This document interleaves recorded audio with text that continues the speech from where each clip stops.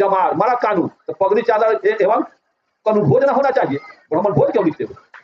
मरता है जादव तो लिखो पगड़ी चादर जदू भोज वर भोज, चमार मरता है तो लिखो पगड़ी चादर चमर भोज। जब चमार भी मरेगा, दुसाध भी मरेगा, मुसर भी मरेगा, ये भी लिखेगा पगड़ी चादर ब्रह्म भोज। तो तुम्हारे यहाँ ब्राह्मण खाएगा नहीं या उसका भोज लिखते हो क्यों?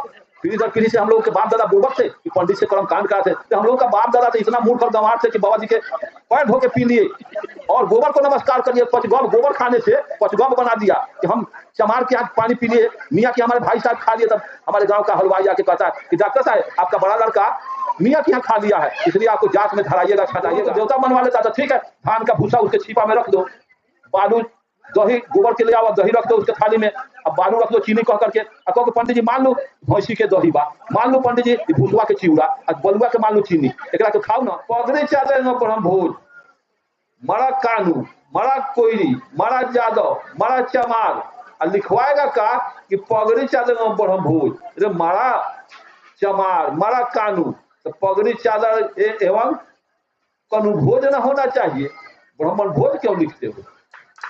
मरता है जादव तो लिखो पगड़ी चादर जदू भोज वर भोज, चमार मरता है तो लिखो पगड़ी चादर चमर भोज। जब चमार भी मरेगा, दुसाध भी मरेगा, मुसर भी मरेगा, ये भी लिखेगा पगड़ी चादर ब्रह्म भोज। तो तुम्हारे यहाँ ब्राह्मण खाएगा नहीं या उसका भोज लिखते हो क्यों? पगड़ी चादर ब्रह्म भोज, पगड़ी चादर ब्रह्म भोज लिखने की जरूरत नहीं, मरा चमार लिखो चमर भोज, भोज तो करना ही नहीं चाहिए। क्यों? ब्राह्मण आजाद है, ब्राह्मण मरता है तो क्यों नहीं लिखता है पगड़ी चादर कानू भोज? उसके कार्ड में कानू गुआर कोयरी चमार दुसाध क्यों नहीं लिखता है?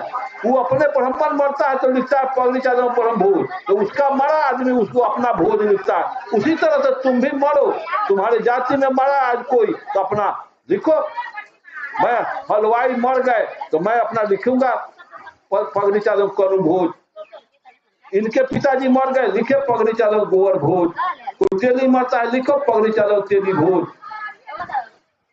कोयरी मरता है लिखो पगड़ी चादर कोयरी भोज, चमार में मरता है तो फिर जब ब्राह्मण मरता है तो ब्राह्मण भोज लिखता है। इसका मतलब है कि आप गुलाम है, वो आजाद है, अपना भोज लिखता है आपका, आप उसके गुलाम है, इसलिए उसके बिना आपका काम नहीं चलेगा। चूंकि वर्मा जी ने स्पष्ट कहा था, बाबा साहब ने स्पष्ट कहा था कि ब्राह्मण कोई लड़ाई लड़ता नहीं है, किसी लड़ाई में हारता नहीं है, क्योंकि उसकी लड़ाई हम और आप लड़ते हैं। ये आज जो ये कार्यक्रम हो रहा है, बहुत इनके जाति के लोग को नगवार लगा होगा, बुरा लगा होगा कि परंपरा से जो आ रहा है तो परंपरा कोई तोड़ के कर रहे हैं। माँ पहने को भी बुरा लगा है कि बाबा जी आता है तब ऐसे करता है, ये काहे नहीं बाबा जी को बुलाए ऐसे कर रहा। ये पीढ़ी दर पीढ़ी से हम लोग के बाप दादा बुर्बक थे कि पंडित से कर्म कांड कराते, तो हम लोग का बाप दादा तो इतना मूर्ख और गंवार थे कि बाबा जी के पैर धो के पी लिए और गोबर को नमस्कार कर लिए। पचगौब गोबर खाने से पचगौब बना दिया कि हम चमार के यहाँ पानी पी लिए, मियाँ के हमारे भाई साहब खा लिए। तब हमारे गांव का हलवाई आके कहता है कि डॉक्टर साहब आपका बड़ा लड़का मियाँ के यहाँ खा लिया है, इसलिए आपको जांच में धराइएगा छटाइएगा, इसलिए न तो पचगौब शुद्ध हो जाइए।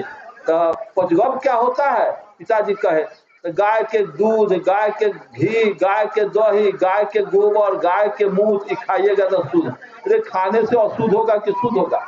यही मंत्र। ये सारी व्यवस्थाएं को नकार दीजिए, इसकी कोई जरूरत नहीं है। जो आंख से हम देखते हैं, गाय के गोबर, ये बैल का गोबर, भैंसी का गोबर हो खेत में पटाइए, वो अंगना घर नीपने की चीज नहीं है। उसमें टेटनस से कोई लड़का को पैर काटा है, गोबर फेंक जाएगा तो उसको टेटनस पकड़ लेगा, हजारों रुपया आपको मेडिकल में जाके खर्चा करेगा आदमी, तब बच्चा बचेगा। आपके साथ भी वही होता है। इसके बाद भी ब्राह्मण बता दिया गोबर शुद्ध होता है, तो गोबर शुद्ध होता है, गोबर बड़ा बेहतर चीज है, तो ठीक बाटे, काहे के लिए करो? मानने की बात है तो जानना नहीं चाहिए। और जब कहता है जानो तो मानो, मान लेते हो ब्राह्मण गोबर को देवता मनवा लेता तो ठीक है, धान का भूसा उसके छिपा में रख दो, बालू दही गोबर के ले आओ, दही रख दो उसके थाली में, अब बालू रख दो चीनी कह करके, कहो कि पंडित जी मान लो भैंसी के दही बा, मान लो पंडित जी भूसवा के चिउरा आ बलुआ के मान लो चीनी एकरा के खाऊ ना तो कैसे कही बारी तो रुआ कहे कि मान लो गोबरा देवता बा सत्यनारायण भगवान के जब मान ही के चले के बाद तो बलुआ गोबरा के छलियर दही मान के खाऊ ना ये ना चली। ऐसी व्यवस्था आज से 50-60 वर्ष पहले हमारी दादी ये पूजा वूजा करती थी और अनाथ का पूजा था। अनाथ का जो हाथ में बांधा बंधी जाता है तो हमारी दादी की थी। तो उस समय मिडिल स्कूल में हम पढ़ रहे थे तो हुआ कि अनाथ पढ़वाने एक जमींदार के दरवाजे पर गांव भर के लोग 200 लड़का आता था कटोरा में चीनी अनाथ लेकर के और वो जमींदार राजपूत के दरवाजे पर ब्राह्मण आता और बैठ जाता 200 आदमी का कटोरा लेकर के रख दिया जाता था और हर लड़का अनाथ पढ़वाने के लिए एक मकई का बाल है वो खीरा और उस समय 2 पैसा 4 पैसा 60 वर्ष पहले लेकर के लोग जाता था अनाथ के पढ़ाई में पैसा देने। ब्राह्मण सब अनाथ पढ़ लेता था तो कहता था क्या पानी ले आवा लोटा में पानी आया और सब लड़कावा के कचोरा में चीनी रखा हुआ है इतना पानी सब में रख दिया कहा के अपन कचोरा उठा ला आए पर खीरा बाल ले ला पैसा ले ला से चदर पर फेंका। सब लड़का चदर पर खीरा बाल मकई का खीरा फेंक देता था और 2 पैसा 4 पैसा 80-65 वर्ष पहले ले गया पंडित जी के चदर पर फेंक दिया। अब पंडित जी कहते थे कि हम मंत्र पढ़ाई बारी पढ़ हाँ क्षीर सागर मथई बारा तो हाँ हम कहबो कि क्षीर सागर मथई बारा तो 200 लड़का जो 10 बरस 12 बरस का लड़का था सब पढ़ता क्षीर सागर पढ़ाई बारा तो हाँ अनाथ भगवान मिलत हो तो कहिए कि हाँ तो माथा चढ़ावल ले जा।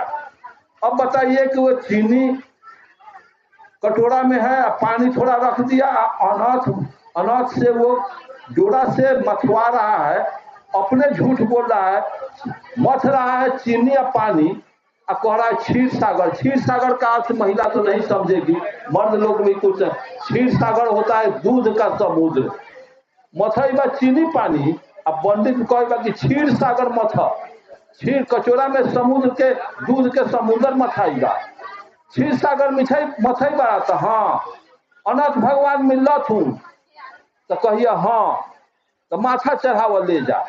अपने झूठ बोलक 200 लड़का से ब्राह्मण झूठ बोलवलक आ झूठ के बोलाई खीरा मकई के बाद 2 पैसा लेलक। यह ना दुकानदारी है टोटल ब्राह्मण बाद झूठ के व्यवसाय किए हुए 200 लड़का को तो मानसिक तौर से गुमराह किया।